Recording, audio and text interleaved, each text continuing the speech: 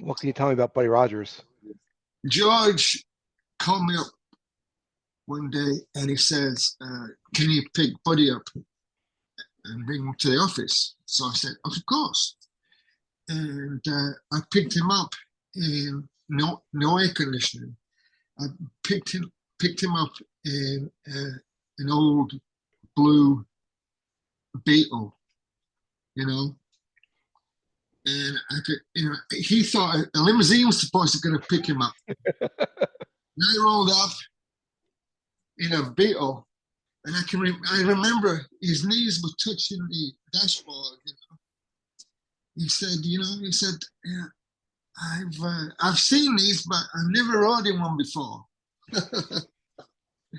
So I used to hang around the office, and if they needed, Buddy was training two huge guys, like 6'6" and identical twins, small waist, big upper body, and of course he needed a standing, and I was a standing, and I'll tell you this before I forget. Now I'd hurt both my ankles, and so I was in the place where we had the ring, in the Charlotte office, and I was taping my ankles. To wrestle this guy that came down with white boots, white tights, and he refused to take his mask off. Right.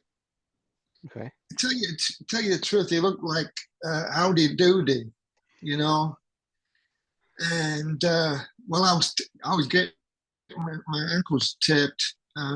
Gene Anderson stepped in the ring, and of course, Gene just beat the shit out of the guy, knocked his teeth out, and I remember him crying, and he lifted up the mask, and I picked his teeth up, I said, "Yeah, you might be able to stick these back on there somewhere." I don't know, but it was there were myself, Gene Anderson, Ric Flair was there, and yeah, he didn't turn out that great for the guy, Do you think they didn't mess with you like that because you had a amateur background and can take care of yourself?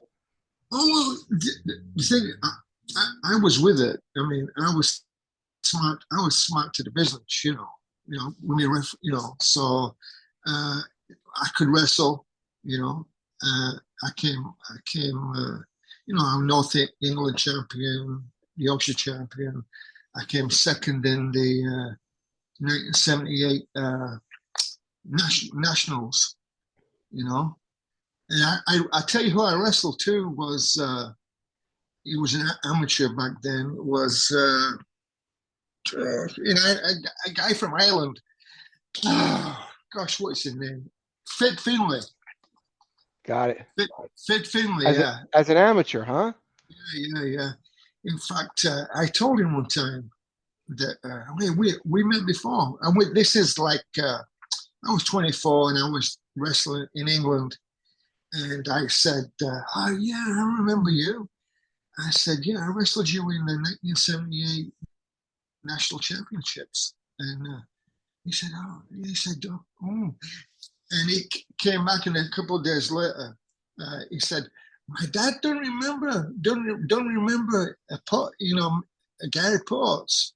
And I said, "Well, tell him that, because I beat you, I pinned you." So. What can you tell me about a young Ricky Steamboat? Well, Ricky. I worship,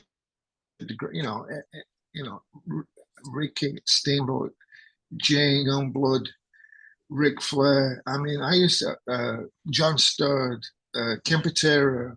I mean, all these guys. A lot of these guys I met when I was living in Minneapolis when I was 15 and 16, you know.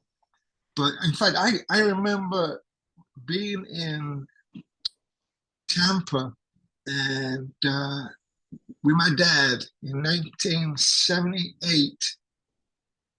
I just turned 17, I believe, and Ricky Steamboat was wrestling. I think it was Richard Blood, but I remember it was Ricky's first match, and I didn't know he was going to be a mega superstar, you know. But when I met him again when I was 19, you know, he was very, very, very good to me. We used to work out together every day. We used to work out, you know, and of course I used to work. Rick helped me. David, the same, helped me. He helped me a lot. And I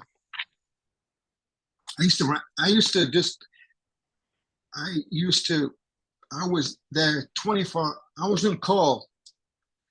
I was on call on speed dial if they needed anybody to break in the business or to wrestle. You know, they used to say, this kid's going to high school, and if you can beat him, then you can wrestle a real pro.